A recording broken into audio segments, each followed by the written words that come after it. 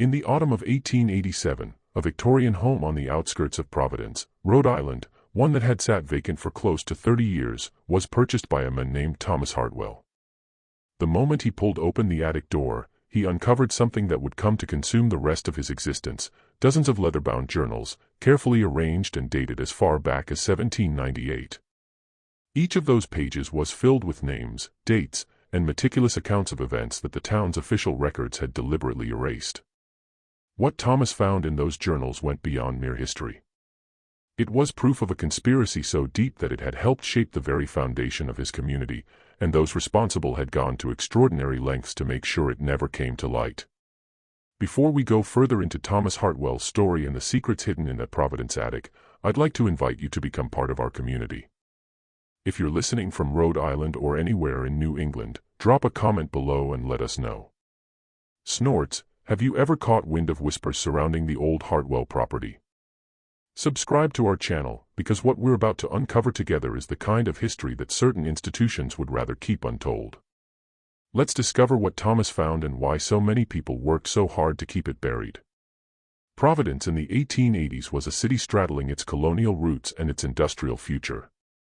The harbor was busy with merchant ships, the textile mills thrummed with thousands of workers, and the city's wealthy families resided in grand homes overlooking the working-class districts below. Thomas Hartwell was a man of modest means, a schoolteacher in his early 50s who had lived his entire life in Providence, watching the city change around him.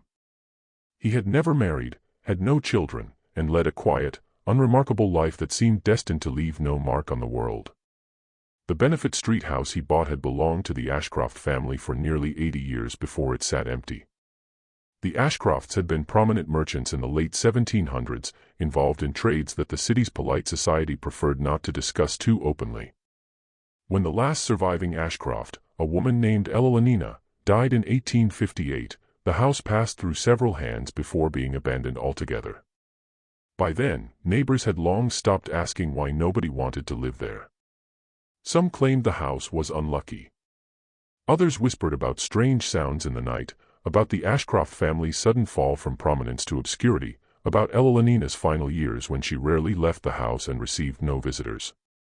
Thomas bought the property for a fraction of its original value, drawn by the low price and the romantic idea of restoring a piece of Providence's architectural heritage.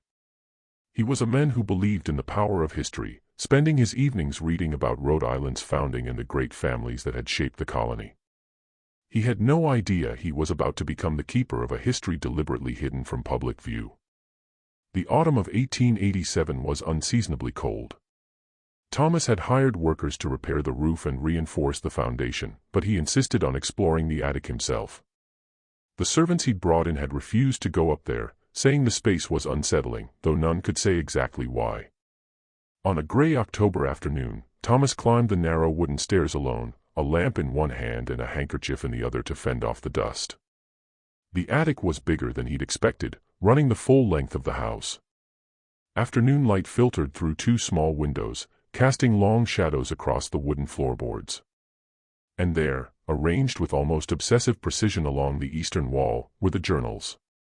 Dozens of them, bound in leather darkened with age, each labeled with a date in careful, deliberate handwriting. The earliest was marked 1798. The most recent was dated 1857, the year before Evelina Ashcroft's death. Thomas carried the journals downstairs carefully, as if they might crumble to dust if handled too roughly. He built a fire in the parlor, settled into a leather chair that creaked with age, and opened the first journal. What he read in those opening pages would reshape everything he thought he knew about Providence's history. The journal belonged to a man named William Ashcroft, Evelina's grandfather, and it began with an entry dated March 15, 1798. Asterisk today, I have made a decision that will haunt me for the remainder of my days. I have agreed to participate in an arrangement that violates every principle of Christian morality. I have done so because the alternative, the ruin of my family and the loss of everything I have built, was unthinkable. What I have witnessed in the past weeks has shown me that the men who govern this city are capable of acts so terrible that they must be concealed beneath layers of deception and silence. I have been given a choice: join them in their conspiracy or be destroyed by it. I have chosen to join them, and in doing so I have damned my soul. Asterisk. The entry ended there without further explanation. Thomas turned the page expecting more, but the next entry was dated 3 months later, written in a different tone, more measured, more resigned, as though William had made peace with whatever moral compromise he'd made. Over the following weeks, Thomas read through the journals methodically, taking notes and cross-referencing dates with the official records he could access at the Providence Public Library. What emerged was a picture of a conspiracy that had operated in the shadows of Rhode Island's most prominent families for nearly 60 years. The conspiracy had begun in 1798, when a group of wealthy merchants and city officials made a discovery that threatened to expose a secret that could have destroyed them all. A young woman, her name appeared in the journals only as M., had become pregnant by one of the city's most prominent citizens, a man whose family name turned up repeatedly in the records of Providence's founding families. The pregnancy itself wouldn't have been scandalous. Illegitimate children were common enough in the 1790s, but the father of the child was already married, and his wife was the sister of the governor of Rhode Island. The conspiracy had formed to protect the man's reputation and, by extension, the reputation of the governor's family. The young woman was sent away, the journals were vague about where, and the child was placed with a family in the countryside, far from Providence. The official story, carefully crafted and circulated through the city's social circles, was that the young woman had died of a fever, and the child had never existed. But the conspiracy didn't stop there. Over the decades that followed, the men involved in the cover-up realized they possessed a terrible power over one another. Each man knew the other's secrets, and each new exposure would mean social ruin. So they formed an informal alliance, a network of silence that reached into the city's most important institutions, the courts, the churches, the newspapers, the banks. Using this network, they covered up other crimes. A merchant who had embezzled funds from his business was quietly allowed to disappear, his crime erased from the official record. A judge who had fathered children with enslaved women on his plantation was shielded from scandal.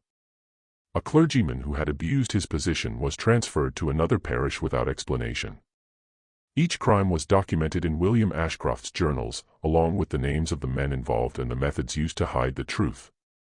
Thomas sat in his parlor, the journal spread across the table before him, feeling the weight of what he'd discovered.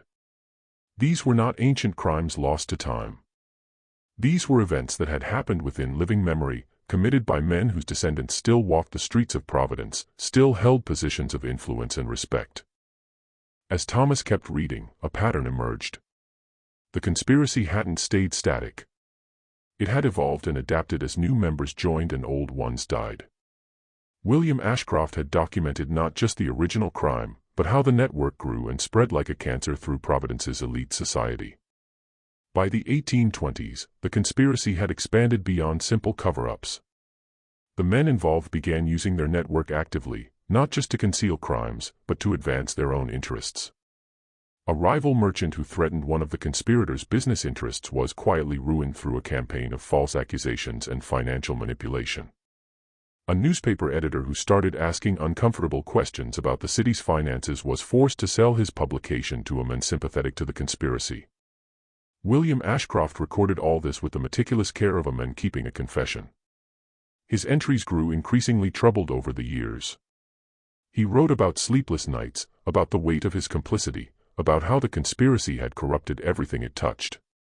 He wrote about watching his own son grow up in a world where truth was negotiable and morality was a luxury only the poor could afford. By the 1840s, William's entries had taken on a desperate tone.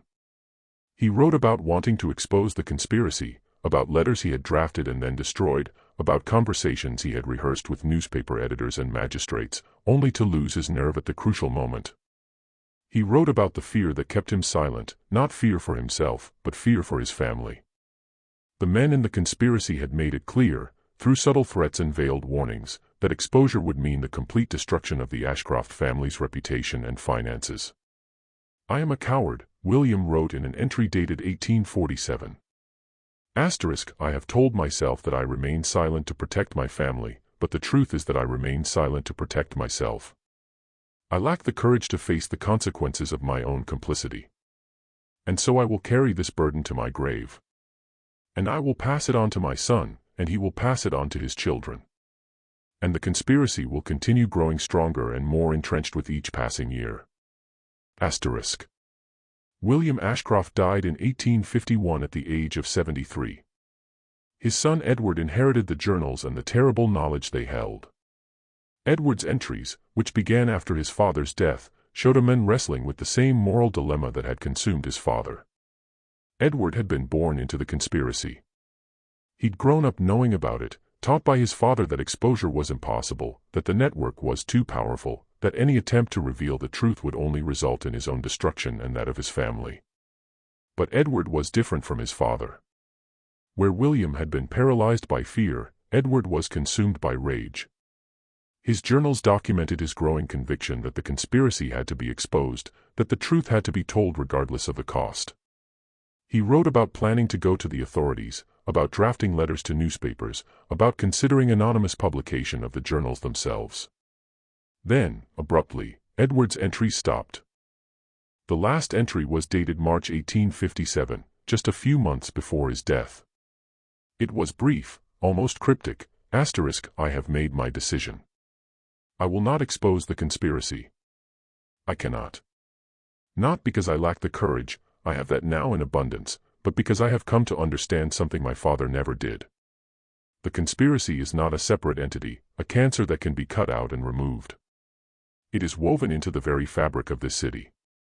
To expose it would be to tear apart the foundations of Providence itself.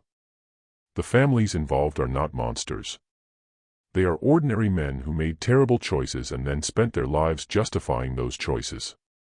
To expose them would be to expose the complicity of the entire city, the merchants who profited from their crimes, the churches that sheltered them, the newspapers that remained silent, the courts that protected them.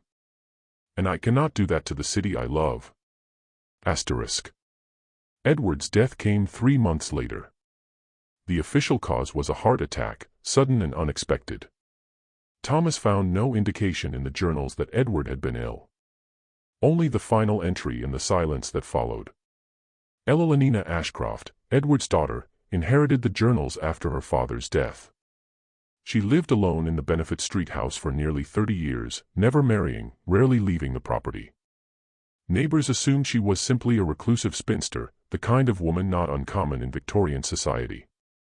But Thomas, reading her entries, understood the truth. Ellalinina had been a prisoner in her own home, imprisoned by the knowledge in those journals, by the weight of a secret she could neither share nor escape. Her entries were brief and heartbreaking.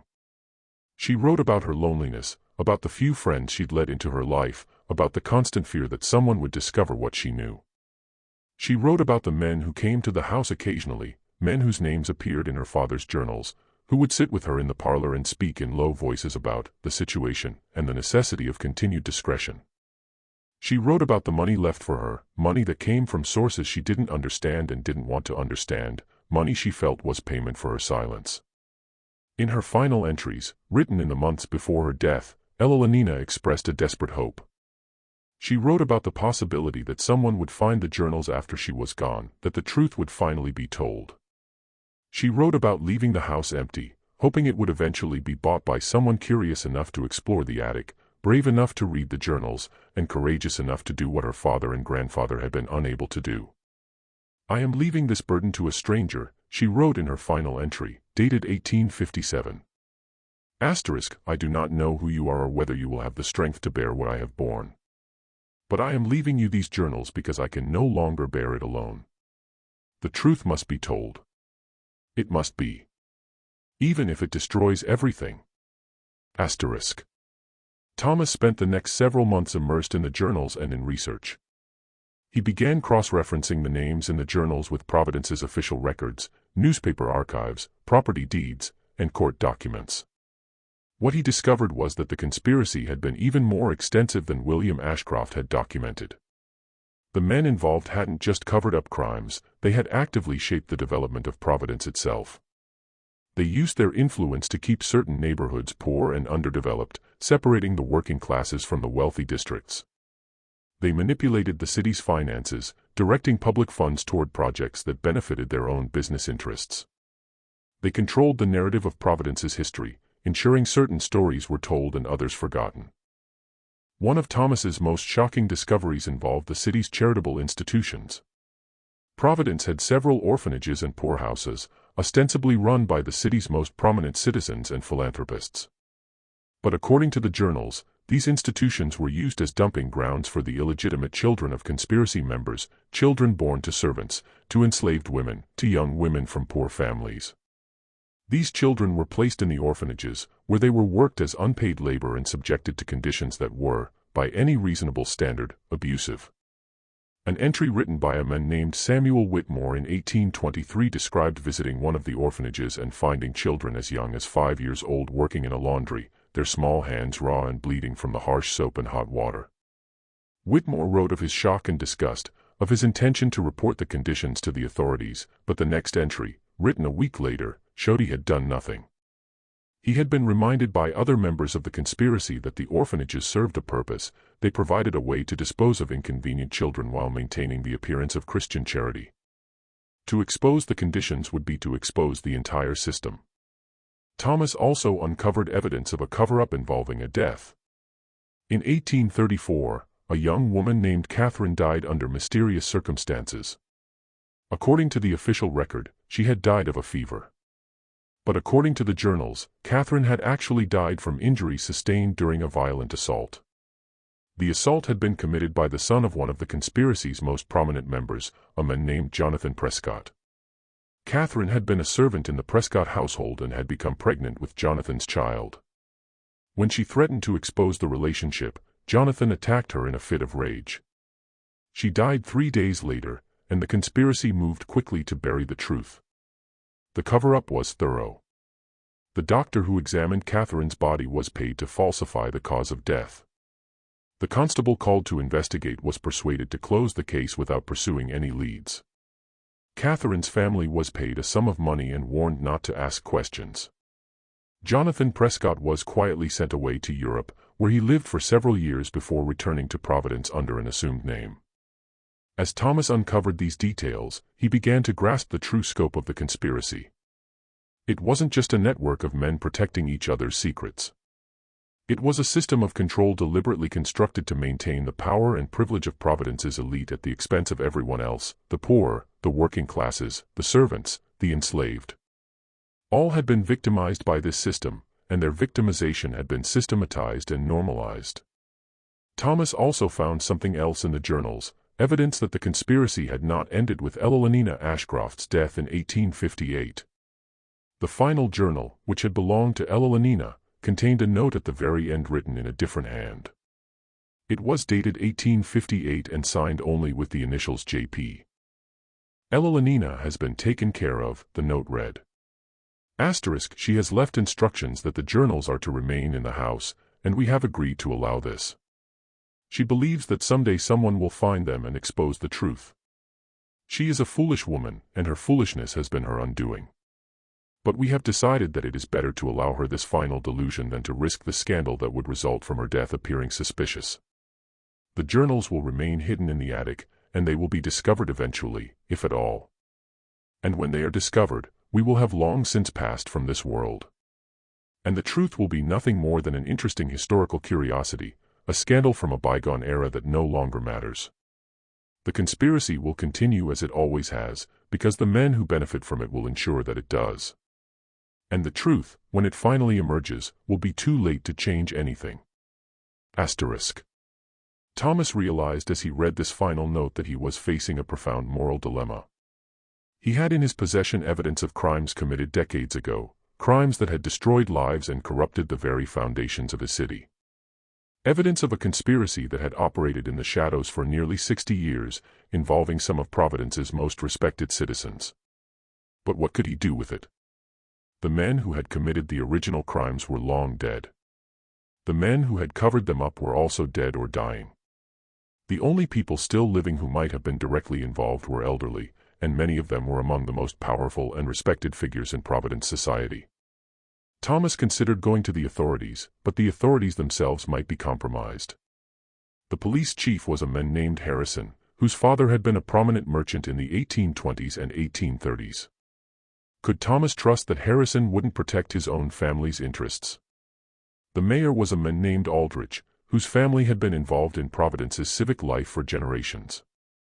Could Thomas trust that Aldrich wouldn't suppress the evidence? He considered going to the newspapers, but the newspapers were controlled by men whose families had benefited from the conspiracy. The Providence Journal, the city's most prominent newspaper, was owned by a man named Metcalf, whose grandfather had been mentioned in William Ashcroft's journals as one of the original conspirators. He considered publishing the journals anonymously, but he knew that would create a scandal that would shake Providence to its foundations. Families would be destroyed, reputations ruined. The city's most respected institutions would be exposed as corrupt and complicit. And Thomas himself would be destroyed in the process once his identity was revealed, and it would be revealed eventually. As Thomas wrestled with these questions, he began to notice something strange. He had told no one about the journals, shared his discovery with no one. Yet, within a few weeks of finding them, he started noticing that he was being watched. It began subtly. He would be walking through the city and see a man following him at a distance. He would be in a shop and catch sight of someone watching him from across the street. He would return home to find things moved, not dramatically, but just slightly enough to suggest someone had been inside while he was away. Thomas started keeping the journals locked in a trunk in his bedroom, hidden beneath the floorboards. He began varying his daily routine, taking different routes through the city, visiting different shops and establishments. He started keeping a journal of his own, documenting the instances when he felt watched, the times he noticed signs that his house had been entered. One evening, as Thomas was returning home from the library, a man approached him on the street. The man was well-dressed, middle-aged, with the bearing of someone used to authority. He introduced himself as Mr. Prescott, not Jonathan Prescott, but a younger man, perhaps Jonathan's son or nephew. "Mr. Hartwell," Prescott said, his voice calm and polite. "I wonder if we might have a conversation. There is a matter of some delicacy that I believe concerns you." Thomas's heart began to race. He had been discovered. Somehow, despite his precautions, the conspiracy had learned about the journals. "I don't know what you mean," Thomas said, trying to keep his voice steady. "I think you do," Prescott replied. "I think you have found something in your house, something that belonged to the Ashcroft family, something that contains information that certain people would prefer to remain private." Thomas said nothing. He turned and began to walk away, but Prescott followed. "You should understand something, Mr. Hartwell," Prescott said. "The information you have found is very old. The men involved in the events described in those journals are dead. The crimes, if they can be called that, occurred decades ago. There is nothing to be gained by exposing them now. Nothing but pain and suffering for innocent people, the descendants of the men involved, people who had nothing to do with the events of the past. The truth should be told," Thomas said, still walking. "The truth." Prescott laughed, a sound without humor. "Mr. Hartwell, you are a schoolteacher. You have spent your life teaching children about history, about the great men and women who built this nation. Do you really believe that history is nothing but truth? Do you really believe that the stories we tell about our past are accurate accounts of what actually happened? Or do you understand, as most educated men do, that history is a narrative we construct to serve our present purposes?" Thomas stopped walking and turned to face Prescott. "Are you threatening me?" he asked. "Not at all," Prescott said, smiling. "I am simply suggesting that you consider the consequences of your actions. You have found some old journals. You have read some accounts of events that occurred long ago. But you have not verified these accounts. You do not know if they are accurate. You do not know if they are the ravings of a disturbed man or the exaggerations of someone with a grudge. And if you were to publish these journals, to expose them to public scrutiny, you would be making claims about prominent families, about respected citizens, about the very foundations of our city. And you would have no way to prove that these claims are true." "The journals are evidence," Thomas said. "Evidence of what?" Prescott asked. "Evidence that William Ashcroft wrote certain things in a journal." "Yes." "Evidence that those things are true?" "No." "And I suspect that if you were to examine the journals more carefully, you would find that they contain many contradictory things, many unclear things, many things that could be interpreted in multiple ways. A clever lawyer could make those journals look like the work of a man suffering from paranoia and delusion." Prescott paused, and his expression became more serious. I am going to be frank with you, Mr. Hartwell. There are people in the city who have a great deal invested in maintaining the current order of things. These people have power, and they have resources. If you were to attempt to expose the contents of those journals, these people would not simply allow it to happen. They would defend themselves, and they would defend their families. And you would be destroyed in the process. Your reputation would be ruined. Your career would be ended. You would be portrayed as a madman, a conspiracy theorist, a man consumed by obsession. And no one would believe you. Thomas felt a chill run down his spine. Is that a threat? He asked again. It is a statement of fact, Prescott said. I am telling you what will happen if you proceed. I am not threatening you. I am simply being honest about the consequences of your actions. And I am suggesting that you consider whether the truth is worth the price you will have to pay for it. Prescott turned and walked away, leaving Thomas standing alone on the street, trembling with a mixture of fear and rage. Over the following weeks, Thomas became increasingly isolated. The surveillance continued but became less subtle. Men would stand outside his house for hours, making no attempt to hide their presence. When Thomas went to the library, he would find that certain books had been removed from the shelves, books containing information about Providence's history, about the families mentioned in the journals. When he tried to access property records at the city clerk's office, he was told the records were temporarily unavailable for public inspection. Thomas also began to notice changes in his social life. Friends who had previously been cordial started avoiding him. The principal of the school where he taught suggested he might consider taking a leave of absence, citing concerns about his mental state. Shopkeepers who had known him for years began treating him with coldness and suspicion. Thomas realized the conspiracy wasn't just trying to intimidate him. It was trying to isolate him, to cut him off from the support systems that might help him expose the truth. And it was working. With each passing day, Thomas felt more alone, more vulnerable, more aware that he was fighting forces far more powerful than himself. But Thomas also became more determined. He started making copies of the journals, writing out the most important passages by hand, creating a record that couldn't be destroyed if something happened to the originals. He began reaching out to people outside Providence, journalists in Boston, historians at Yale University, lawyers in Hartford. He sent them copies of the most damning passages from the journals along with his analysis of what they meant. And then one night in the spring of 1888, Thomas's house caught fire. The fire started in the basement, in a part of the house Thomas rarely visited. By the time he discovered it, the flames had already spread to the ground floor. Thomas managed to escape, but only barely. He stood in the street watching his house burn, the Victorian structure that had been his home for less than a year consumed by flames.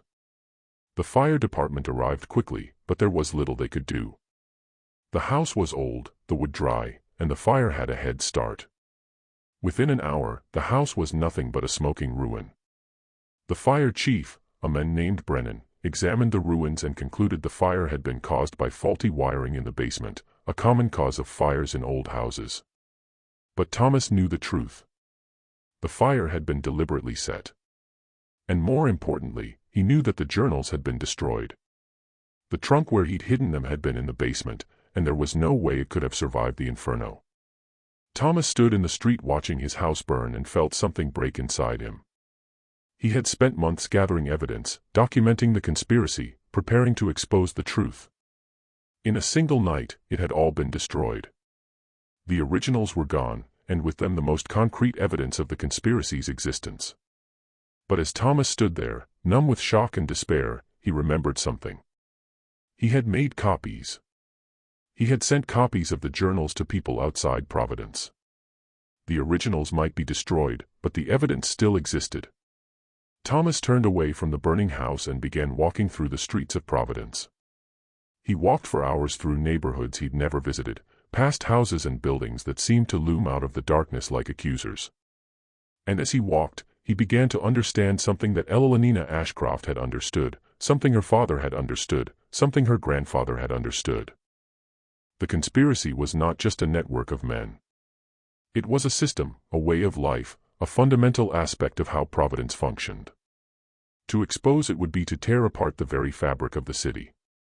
And the people who benefited from it, not just the men involved, but the entire structure of society that depended on their power and their silence, would fight with every weapon at their disposal to prevent that from happening. Thomas also understood something else. The conspiracy had shown him its power. It had shown him that it could watch him, isolate him, threaten him, and destroy his property. It had shown him it was willing to do these things to protect itself. If Thomas continued to pursue the truth, if he continued trying to expose the conspiracy, there was no telling what lengths they would go to stop him. That night, Thomas made a decision. He would not give up. He would not be silenced. But he would also not be reckless. He would be strategic. He would be patient. He would gather more evidence, more documentation, more proof. And when he had enough, when he was absolutely certain he could not be dismissed or discredited, he would expose the truth. But first, he needed to survive. He needed to find a way to live in Providence, to continue his work without drawing the conspiracy's attention. He needed to become invisible. In the months following the fire, Thomas Hartwell became a ghost in Providence. He moved to a small boarding house in a poor neighborhood far from the areas where the city's elite lived. He resigned from his position at the school, claiming he needed to focus on recovering from the trauma of losing his house. He stopped going to the library, stopped visiting shops, stopped attending church. To all outward appearances, Thomas Hartwell had withdrawn from society entirely. But in reality, Thomas was working harder than ever. He had made contact with the people to whom he had sent copies of the journals and had begun corresponding with them. A historian at Yale named Professor Edmund Harrington had become particularly interested in Thomas's research. Harrington had access to historical archives and had started verifying the claims made in the journals, finding corroborating evidence in old newspapers, property records, and court documents that had been filed away and forgotten. A journalist in Boston named William Garrison had also become interested. Garrison had connections to national newspapers and magazines and had begun investigating the conspiracy independently. He had traveled to Providence several times, meeting Thomas in secret, interviewing people who had knowledge of the events described in the journals. A lawyer in Hartford named Samuel Whitmore, no relation to the Samuel Whitmore mentioned in the journals, had agreed to help Thomas prepare a legal case against those involved in the conspiracy. Whitmore advised that the best approach would be to file a lawsuit against the city of Providence, claiming the conspiracy had resulted in the misappropriation of public funds and the violation of citizens' rights. Over the course of 2 years, Thomas and his allies gathered evidence, conducted interviews, and prepared their case. They documented the conspiracy's involvement in the orphanages, the cover-ups of crimes, the manipulation of city finances. They interviewed elderly people who had knowledge of events from decades past.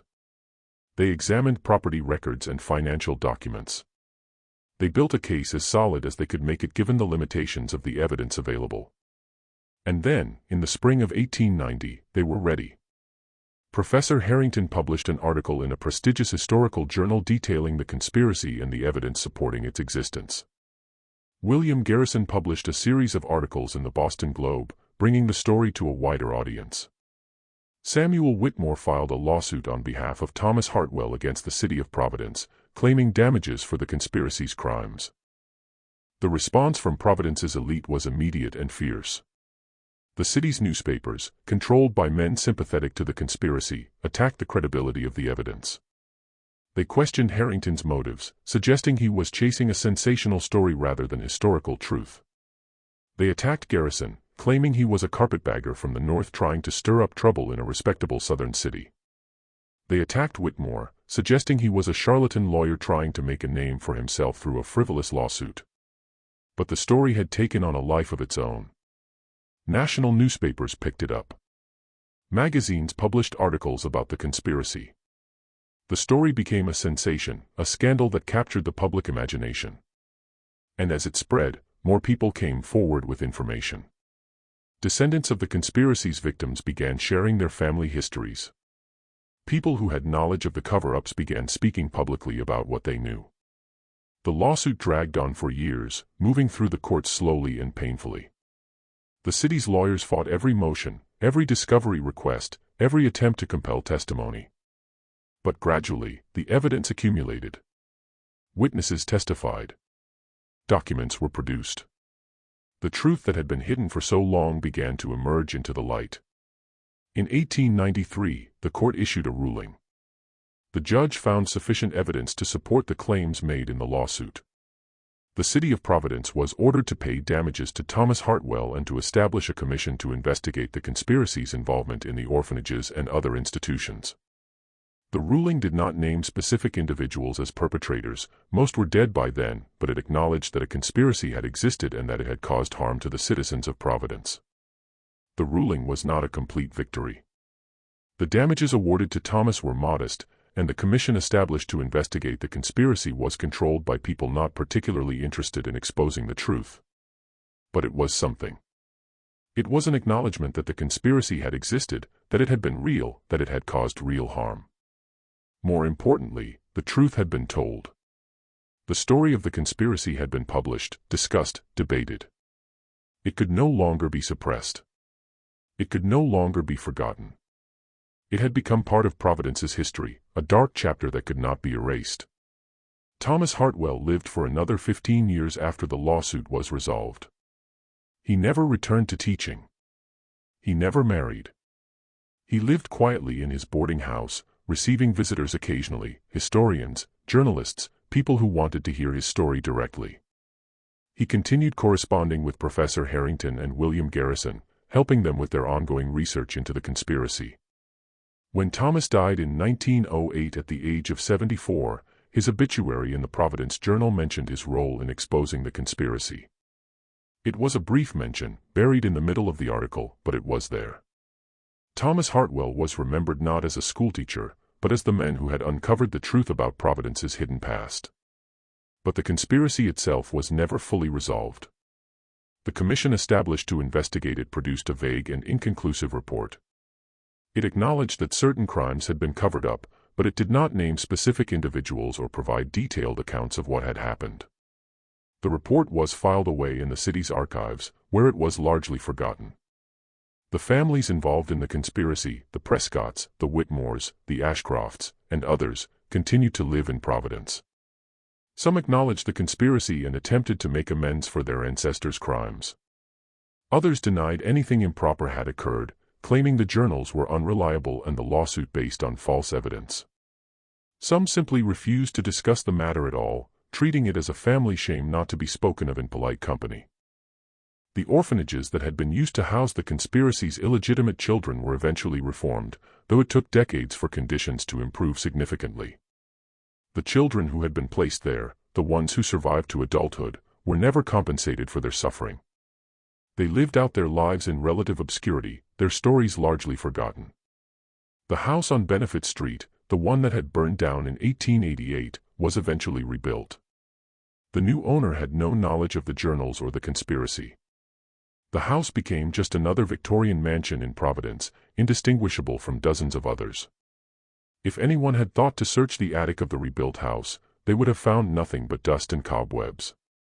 And so the conspiracy faded into history. It became a story told and retold, a scandal from a bygone era that seemed increasingly unreal and unlikely. As the years passed, new generations of Providence residents learned about it in school, but it seemed like ancient history, something that had happened so long ago it had no relevance to their present lives. But the conspiracy had left its mark on Providence. The city's institutions had been corrupted by it, and that corruption did not simply disappear when the truth was exposed. The orphanages continued to function, though under new management. The city's finances continued to be managed by men whose families had benefited from the conspiracy's crimes. The newspapers continued to be controlled by people whose ancestors had been involved in the cover-up. What Thomas Hartwell had discovered in that attic was not just evidence of past crimes. It was evidence of a fundamental truth about how power operates in society. Power, once consolidated, is not easily surrendered. Truth, once suppressed, is not easily revealed. And the people who benefit from injustice will fight with every weapon at their disposal to maintain the status quo. Thomas had managed to expose the conspiracy, to bring the truth into the light. But he had not been able to destroy it. The conspiracy had adapted, evolved, found new ways to protect itself. And in the end, the truth Thomas had fought so hard to reveal had become just another story, another piece of history, another scandal from the past that people could discuss and debate without it changing anything about the present. In the years after Thomas's death, historians and researchers continued to study the conspiracy. They examined the journals, or rather, the copies that had survived, and tried to piece together a complete picture of what had happened. They interviewed the descendants of those involved, trying to get them to acknowledge their ancestors' crimes. They searched archives and records for additional evidence. But the full truth of the conspiracy was never completely revealed. There were too many gaps in the record, too many people who had taken their secrets to the grave, too many documents destroyed or lost. What emerged was a partial picture, a story compelling but incomplete, a mystery that could never be fully solved. And perhaps that was the most disturbing aspect of the entire affair. Not that the conspiracy had existed, but that it had been so successful in covering its tracks that even after being exposed, even after being investigated, even after becoming the subject of a lawsuit and a commission, the full truth remained hidden. The conspiracy had been powerful enough to suppress the truth for decades, and it had been powerful enough to ensure that even when the truth was finally revealed, it would remain incomplete and contested. Thomas Hartwell had opened the attic door and found the journals. He had read the truth about Providence's hidden past. He had fought to expose that truth at great personal cost. But in the end, he had learned what Elenina Ashcroft had learned, what her father had learned, what her grandfather had learned, that some truths are too dangerous to be fully told, that some conspiracies are too deeply embedded in the fabric of society to be completely exposed, and that the price of seeking the truth can be higher than any individual is willing or able to pay. The attic door has long since closed. The house on Benefit Street stands as it has for over a century, its secrets buried beneath layers of time and forgetfulness. And the journals, the originals Thomas found, the copies he made, the evidence he gathered, have been scattered to archives and libraries across the country, where they remain waiting for someone to read them, to understand them, to ask the questions Thomas Hartwell asked so many years ago. What do you think happened in that attic? Do you believe Thomas Hartwell found the truth? Or do you think the conspiracy was more powerful than we know? Do you think the story of the conspiracy has been fully told? Or do you think there are still secrets hidden in Providence, waiting to be discovered? Leave your comment below and share your thoughts. If you enjoyed this story and want to hear more tales of hidden histories and forgotten conspiracies, subscribe to our channel, hit the notification bell, and share this video with someone who loves mysteries. We'll be back soon with another story from the shadows of American history. Thank you for listening.